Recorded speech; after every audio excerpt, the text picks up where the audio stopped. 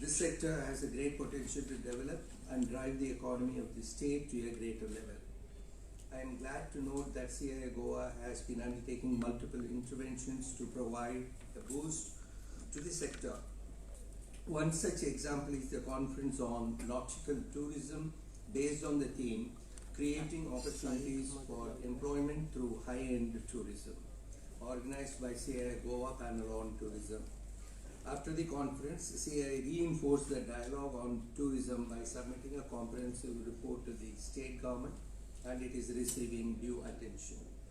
Coming to the pharmaceutical industry in Goa, that produces 12% of the total medicines manufactured in India, and about 70% of their produce is exported to the most developed countries in the world, while 30% is consumed in the domestic market.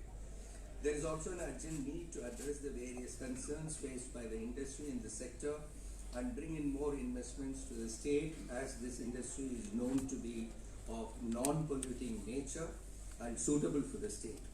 I hope that CII Goa is working on the same. With this, I am confident that Goa is doing its best to be one of the meaningful contributors to the USD 5 trillion economy vision, and CII Goa will support the government and industry on this stellar initiative to build a new and modern India. I once again congratulate CII Goa for a very active and productive year 2021-22 and extend my wishes for the coming year. With this, I conclude my address, and like all of you, I look forward to listening to the eminent panelists. Thank you very much.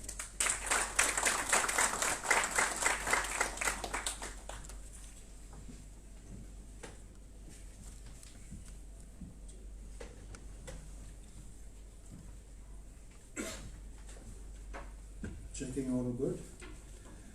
Well, thank you Atul and Swati for inviting me here. I met you both first, I think about a year ago in your office. We were all wearing masks and being socially distant, and I was scared should I take my mask off or keep it on. And but I'm pleased to be here now at the end of a year from that meeting, and to attend a physical meeting like this with more than just 3 people. So I appreciate you inviting me here. My topic for today is about the next decade for manufacturing. Why many of us, including me, believe that this is India's decade, and we have a long runway ahead from here. And I will, with your permission, I may be a little provocative in my speech, but forgive me my trespasses. So did you know that the Factories Act in India, 1948, many of you may be aware of it. We run 6 factories in India. I'm acutely aware of that act. Has 485 clauses where I can be sent to jail. It's not a joke. It's a fact. If, for example, one clause very clearly says that if I don't have the working hours clearly written down at a prominent place, I could go to jail for 5 to 10 years. Which, by the way, is the same jail term if I was doing extortion or kidnapping. I'll come back to this a little later on. How we've replaced the license Raj with an Inspector Raj, but we'll come back to that.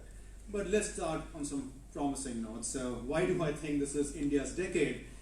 And I was on the flight this morning from Mumbai, so I scribbled some notes here.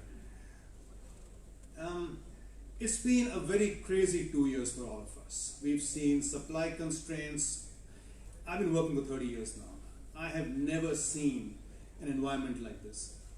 Supply constraints, demand constraints, over-dependence on a few countries, freight container ships not being available, and when they are available, the prices being 5 times, 10 times sometimes, border closures.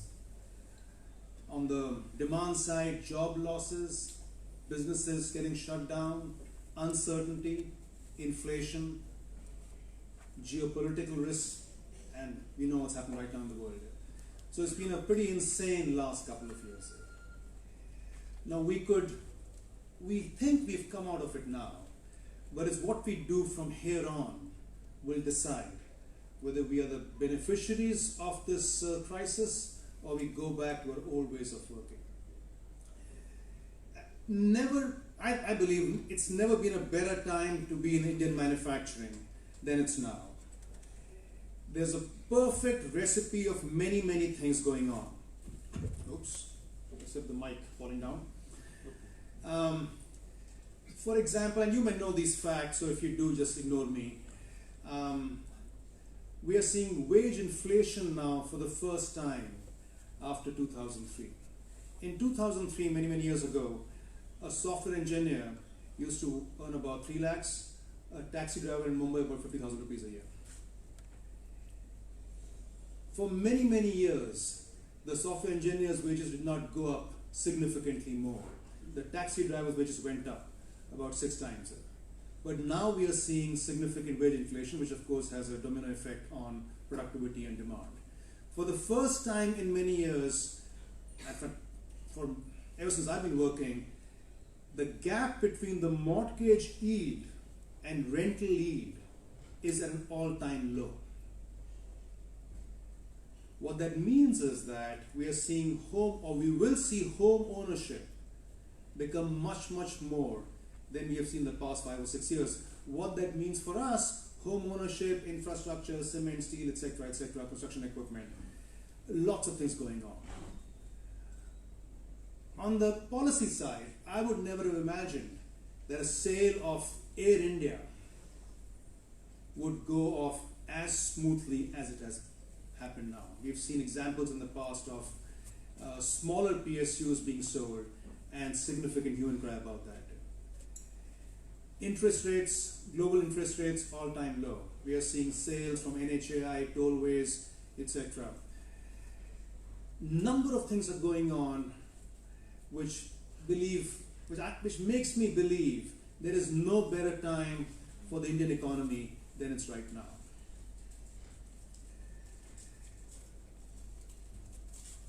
On the supply side, at least where I stand, I see many, many new trends happening. First, and I think the most important one, deglobalization, or you could call regionalization. The uncoupling of dependence on one country or a few countries. We've seen the China plus one policy being rolled out now.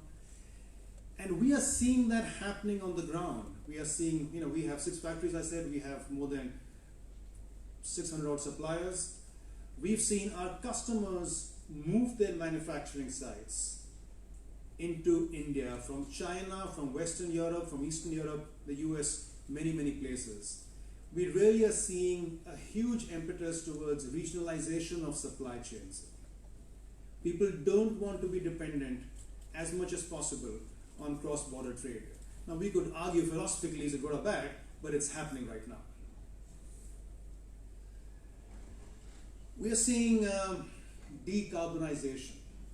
Mukundan, I know, has a speech on sustainability, so I won't steal his thunder, but we are seeing a lot of active initiatives around decarbonization.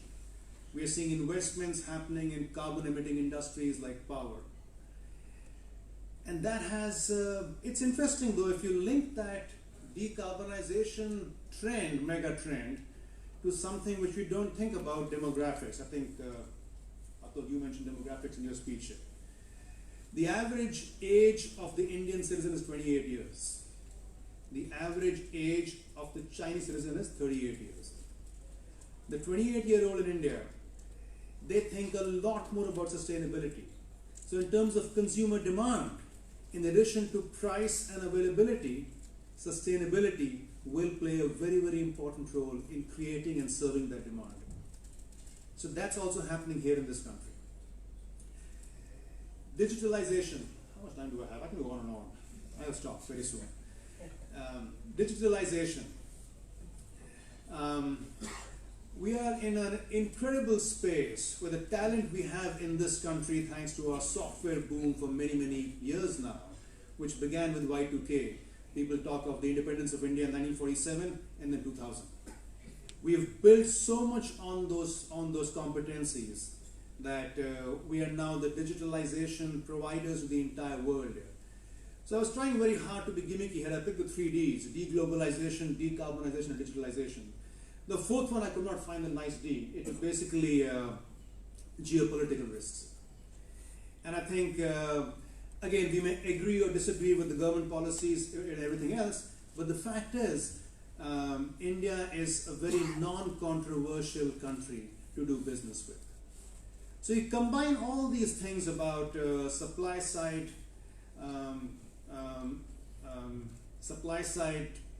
what's the right word? Good things, for lack of a better word. Demand side, good things.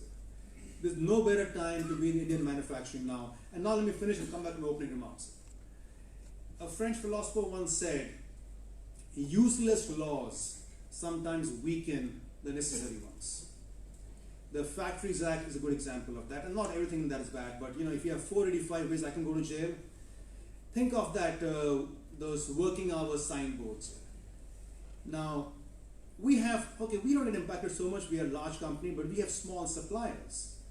And they tell us every day, the Inspector Raj, they really have to pay off those local inspectors because that person can come into the factory anytime and find any of those 485 things to put that poor guy in jail.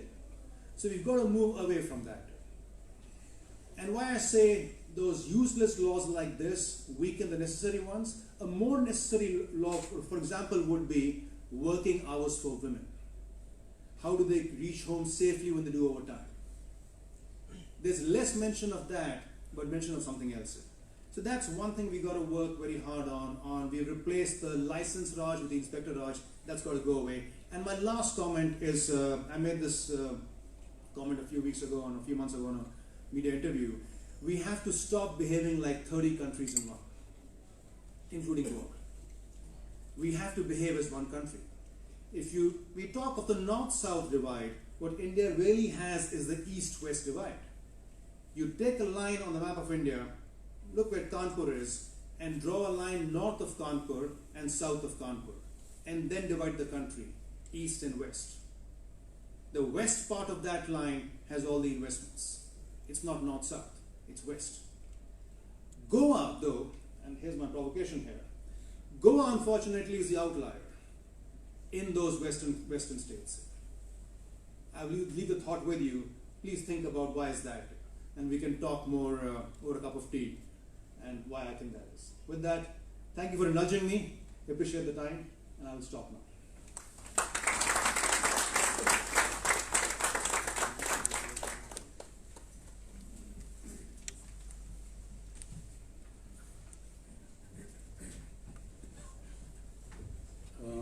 Good evening.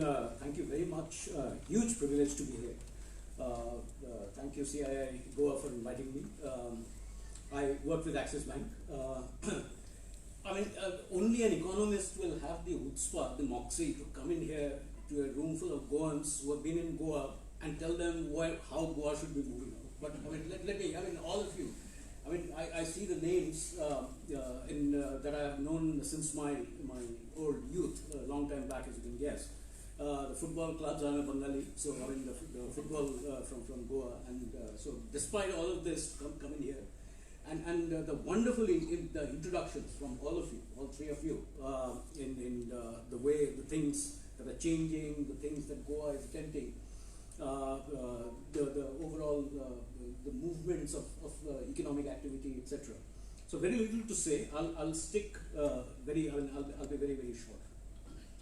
So one of the key things is that a rich, small state like Goa needs to be seen as a green story.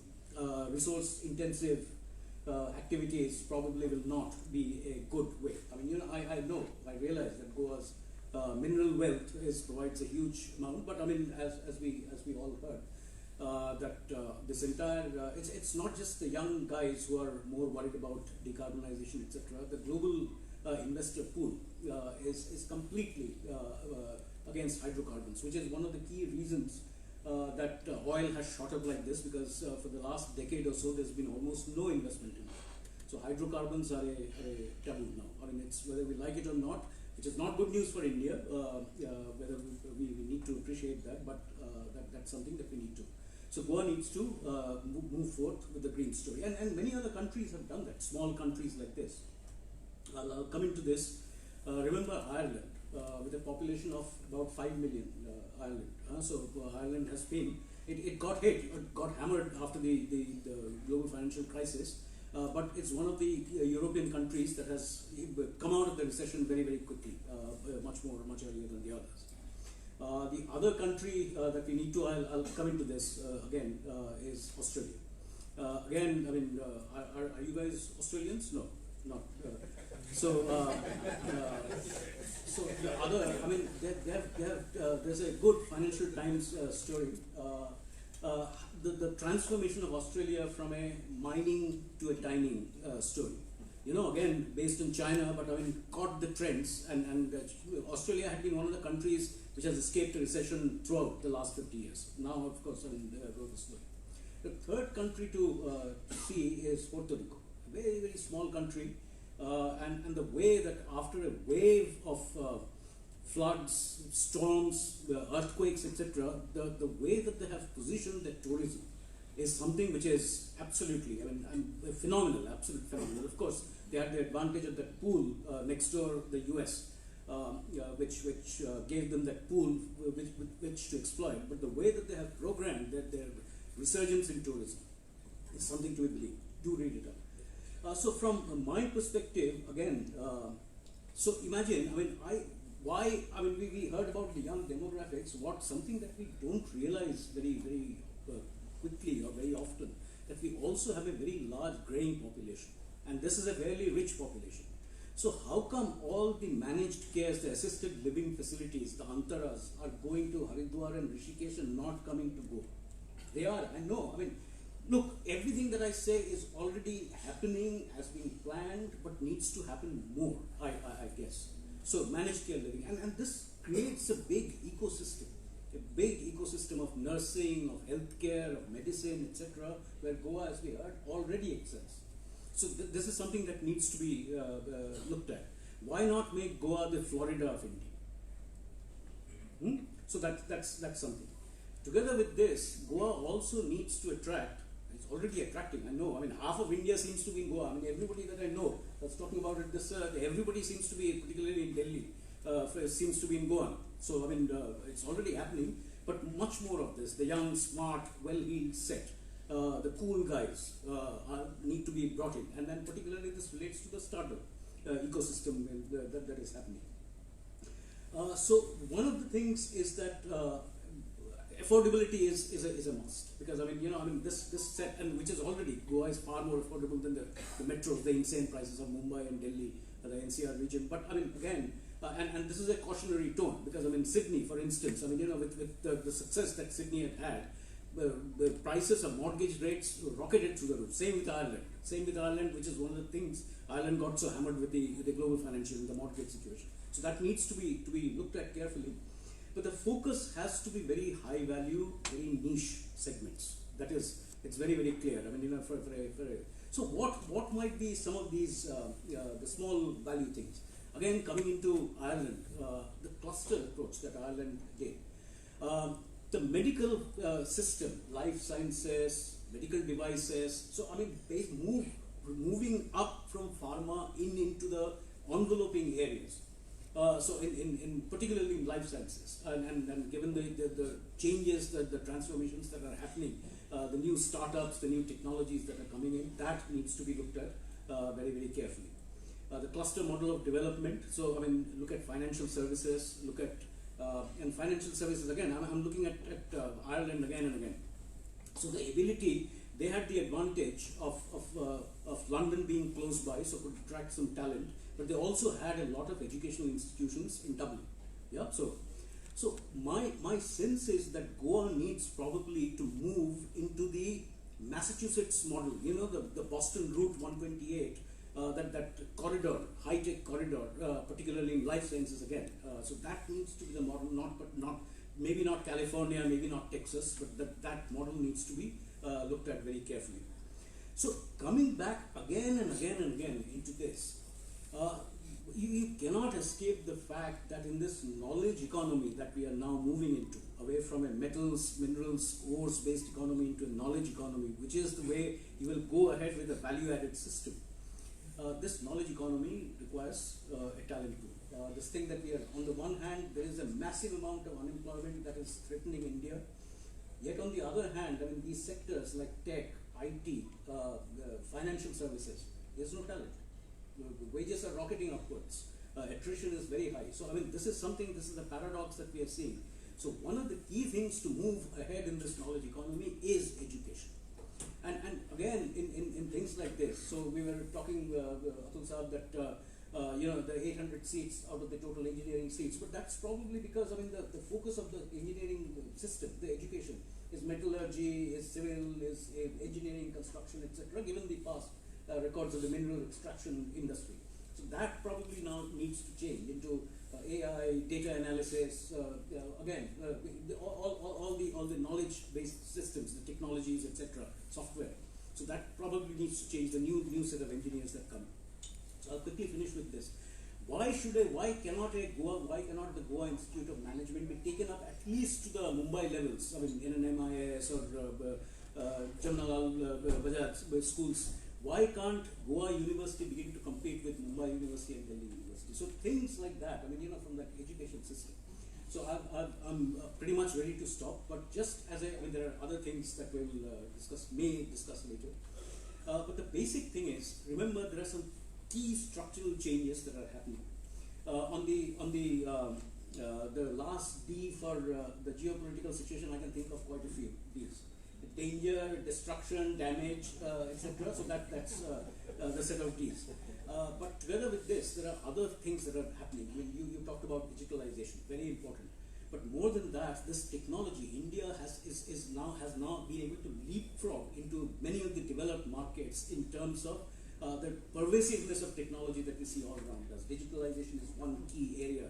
Payments is another. We have managed to develop a world-class system of payments. So that's one. But together with, and what this is leading to is an increasing formalization in the system. So again, I mean, and together with formalization, together with this technology, financialization. So a lot of household savings used to be in the form of physical savings, right? So that is beginning to move into financial savings, not just bank deposits. Now movements into the equity markets. There are now more cryptocurrency holders apparently in India than the number of demat accounts.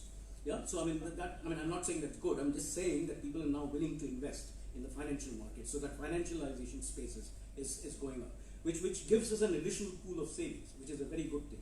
The third one, together with this, so formalization, financialization, technology, digitalization, is consolidation. That is an inevitable byproduct of these technological changes that is going to happen. More and more power is going to, I mean, the market shares are going to shift towards the more agile players, the technology-enabled players. I mean, this is creating a huge amount of headaches in the system. All the meta companies in the world, I mean, there's a need to control the way that these companies, the tech companies, are managing to amass power. But that's a key factor that is going to happen.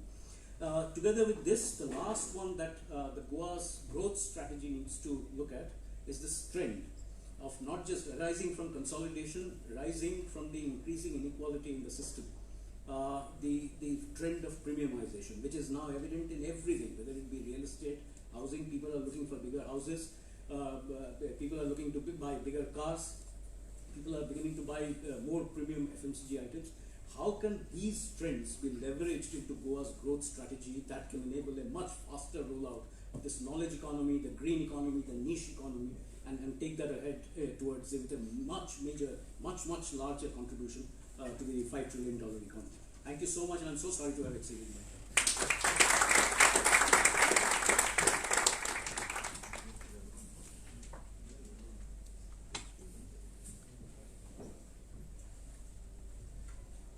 Thank you, Atul and Swati, for inviting me here, and I want to just start by saying really delighted to be amongst so many friends. Also, Tyag, Atul, Manish, your opening remarks have actually built on what I'm going to speak about, but let me say that the overall, I also wish, like Tyag has mentioned, that this conflict resolves soon so that we can get on with our life with clarity of purpose, what we need to do. But speaking about this session, when I got the call from Swati, I said I certainly will come, and then I didn't know what I had to speak about. So, Chairman, I'm going to disappoint you. You gave me the topic, which I will only speak when we have cocktails. So, not now, because he gave me a thought process of how Goa could grow, but that I think is certainly not for a public session. So, I did what I normally in CII we do. We follow the guidance of the regional director. So, Jane, whatever she guided, I've put it all together. I've worked hard on this, by the way. And if you find this not interesting, then you know whom to blame. She's the inspiration. I'm just delivering the outcome. Now, fundamentally, I think going back to the topic, one temptation is to go to this IPCC report which came 2 days ago and then say, what can we learn from that for Goa? That will become too general. I think it was not very specific. When I went through and passed through that report, I was struggling, literally struggling to figure out what you would not have heard, which is so important in that, you say 2 to 1.5, but can we make any specific items out of that? I couldn't find that. So I went back to what Niti Aayog has done. And Niti Aayog, you referred to Tyag, so I don't want to disagree with you. You said Goa is at certain number. I actually have the report. It says Goa is at about number 4. So Goa and India's SDG, Sustainable Development Goals, is at number 4.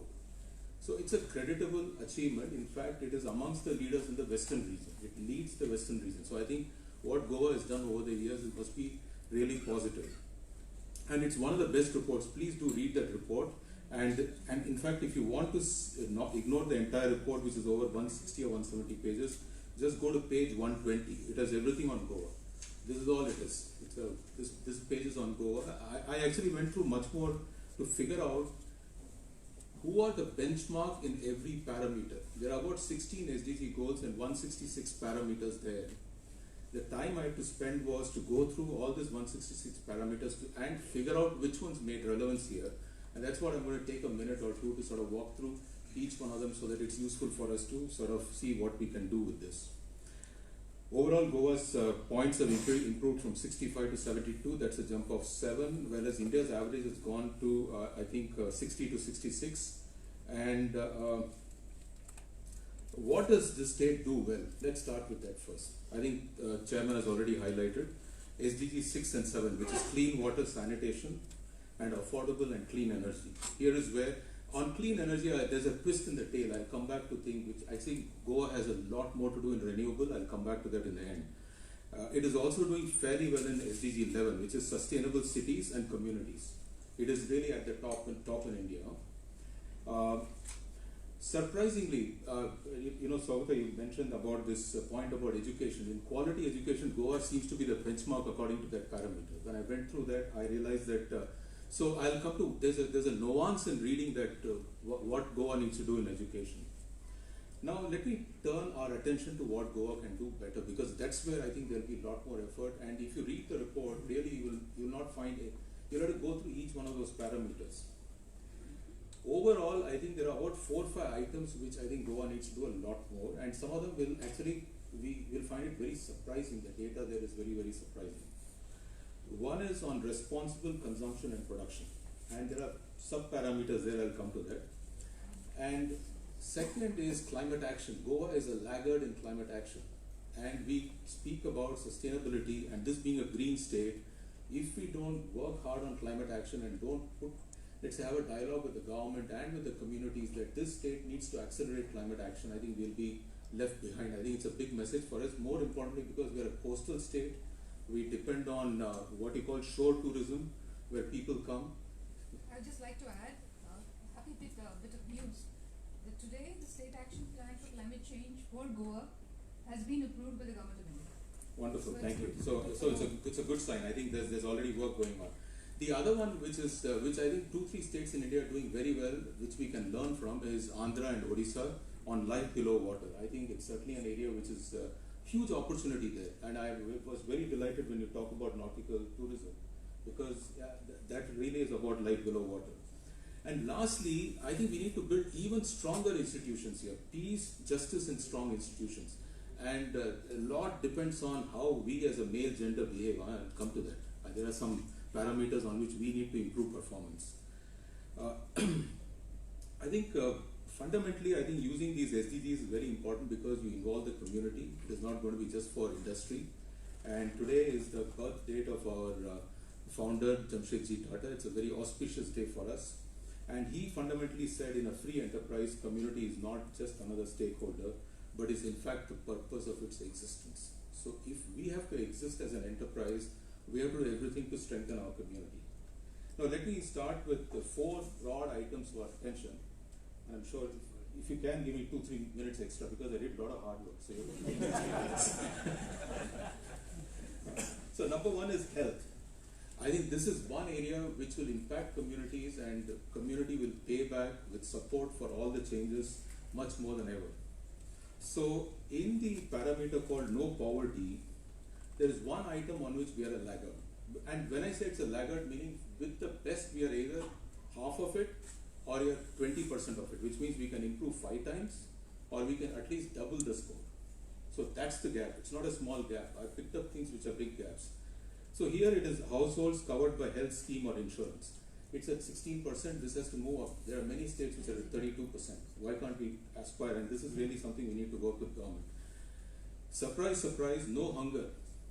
Children below 5, underweight and stunted is about 20%, but the best state in India is Jammu and Kashmir, which is at 10.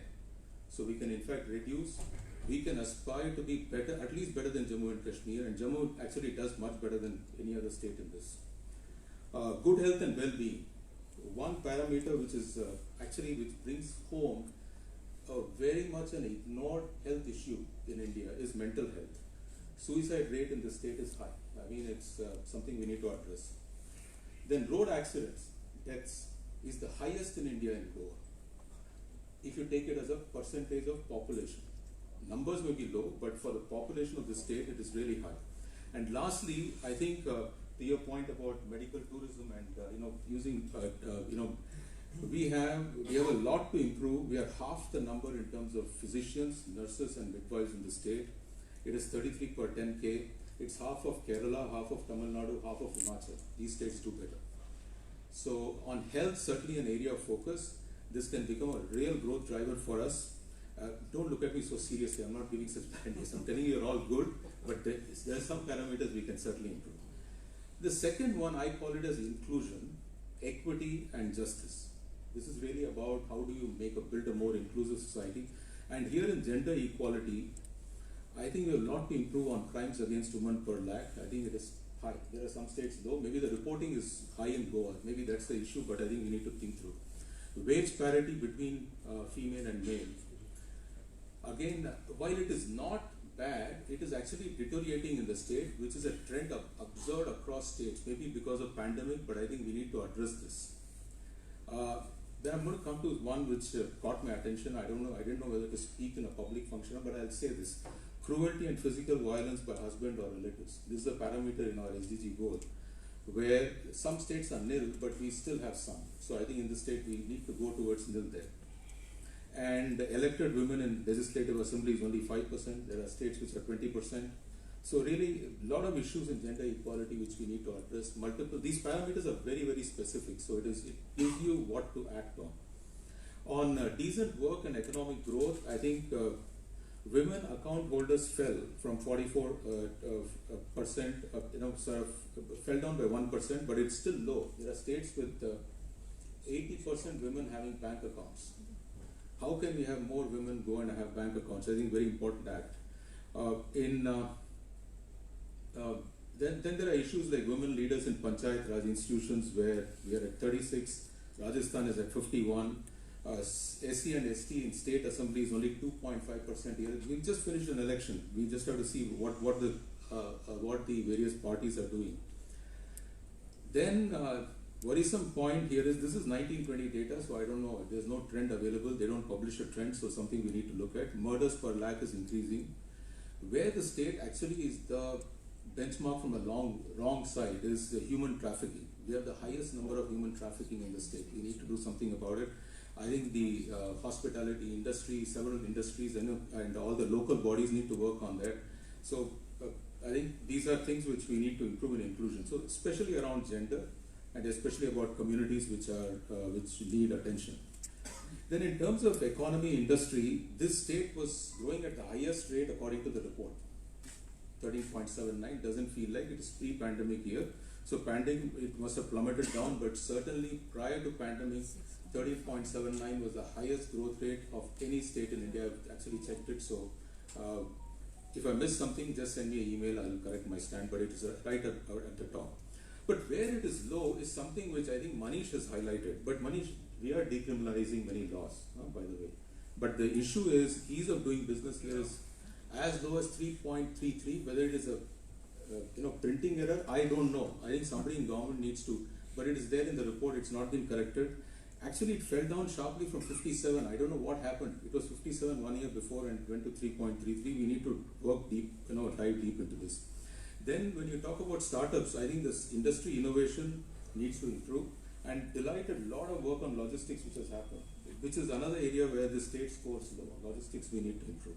So central message here is focus on ease of doing business, improve innovation index parameter, get your logistics and transport right. I think that seems to be, and lastly I think I would go to sustainability. This is what Goa stands for. Here on responsible consumption, highest per capita of fossil fuel consumption is in this state. It is 547. We need to reduce this. Concerted effort has to be done. This will be all the industries, everything put together. We need to work on this. Grid connectivity in terms of biopower needs to improve from 0.22. A lot of states are much higher. I've got a lot of data, I can real figures, but I just want to say this. Hazardous waste per 1,000 is highest in the state in India, 20 tons. Plastic waste again 21 tons per 1,000 is highest in India, plastic waste again. What the state does do is the biodegradable municipal waste management is 100%, it's a benchmark in India. So while we do very good work in one area, we need to stop generating this plastic. Climate action again, disaster preparedness is low. Orissa, Gujarat and Tamil Nadu high, maybe because they had disasters, we have not seen much. Share of renewable and total energy is only 1 compared to 50 in Rajasthan. Again, a very big number to hit. Life below water, I think increase in area of mangroves, we need to work for that. And then potential area for aquaculture is low. Here, we are at 1.5. The best state in India, Andhra, is at 50%. Orissa is very close to 50%. So aquaculture, marine resources is an opportunity for us. On life on land, I think excellent point on forest cover. This is one of the benchmarks in India. 67% forest cover, but we need more tree cover. And wildlife crime, something we need to address. So on education, while we are okay, I think we must seize the opportunity to build large number of world-class education. I think that is really the crux of the problem. I think it doesn't speak too much about it. And work on a PPP model to get the share of these Ukrainian students. When you look at it, why are they going to Ukraine to study? Why can't they come to Goa and study? This is equally a good place. I think we need to think a little bit different. So closing in, I think I want to congratulate the state for being 4th in SDG. But I think we should strive for leadership in all parameters, at least these parameters. And I think the 4 areas to focus on are sustainability, health, inclusion, and fundamentally on economy, focusing on ease of doing business, logistics, and innovation. I think maybe if this has given you some food for thought, absolutely fine. The report is, whatever I've said, I've taken the data from government. So if you don't agree with it, fight it, write to government. And if you don't agree with the topic, tell Jane. Thank you all. Thank you for coming.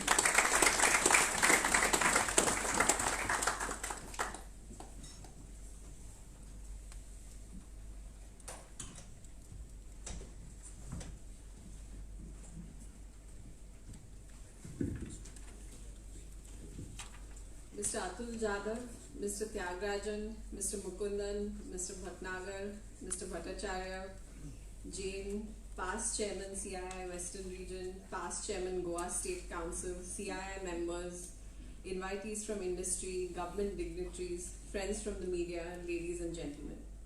A very good evening to each one of you, and thank you for joining us at the CII Goa Annual Session 2022. It's our first large in-person event since COVID started, so it's a special one for all of us. Firstly, I would like to thank those who specially traveled to Goa for this event, Mr. Tyagarajan and Mr. Mukundan. As always, there's a lot to learn from you, and I'm sure our audience as well enjoyed listening to your insights and unique perspectives. I would also like to thank Mr. Manish Bhatnagar and Mr. Saugata Bhattacharya for accepting our invitation and candidly sharing their observations and valuable pointers for industry in Goa as we move out of the pandemic. I would like to thank our invitees from the government and state administration. You can be assured of CII's continued support in the development of the state. I also wish to extend my thanks to past Chairman CII Western Region, the past Chairman CII Goa State Council, chairs of YI, IWN, IGBC, mentors, conveners and co-conveners of all the panels, and members of CII for continuing to be a part of this family. A special thanks to our invitees for being with us today. With offices all across the country and globally, combined with our centers of excellence, CII is uniquely positioned to create partnerships between industry, government, academia, and civil society.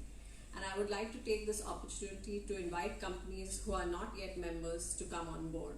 And please contact any state council member or the secretariat for further details. I would like to extend a special thanks to members who have supported this event, our platinum sponsors, Sociedad Fomento Industrial Private Limited, VM Salgaonkar and Brother Private Limited, our diamond sponsors, IFB Industries Limited, Vedanta Limited, Dempo Shipbuilding and Engineering Private Limited, our gold sponsors, Chogle and Company Private Limited, Indian Hotels Company Limited, NABARD, New Era Shipping Private Limited, Agarwal Renewable Energy Private Limited, Deccan Fine Chemicals Private Limited, Goa Shipyard Limited, Orowell Essentials. Our silver sponsors, Hiralal and Company, Link Property Developers Limited, Alcon Constructions Goa Private Limited, the D'Souza Group, Goldie Fine Packs Private Limited, Syngenta Biosciences Private Limited, Zuari Agrochemicals Limited, Sepco Electronics, and our corporate contributors, Chemtrol Industries Limited, Persistent Systems Limited, and Maxon Supercenter. I would like to express our deep appreciation for the work done by the press, both print and electronic media, for their continuous support to help carry CII's message to all stakeholders. And last but not least, I would like to thank the CII Secretariat, in particular Jane at the Western Region, and Deepankar, John and Cecil in Goa for their immense hard work in spite of all the challenges of the last 2 years. I would now like to invite all our guests and members for cocktails and dinner at the rooftop, and the hotel representative will guide you. I request the newly elected council members 22-23, office bearers and past chairmen to kindly join us for the first meeting of the Goa State Council 2023 in the adjoining rooms, strategy and analysis. It's on the same floor and to the left as you exit. Thank you all for being a part of this event, and have a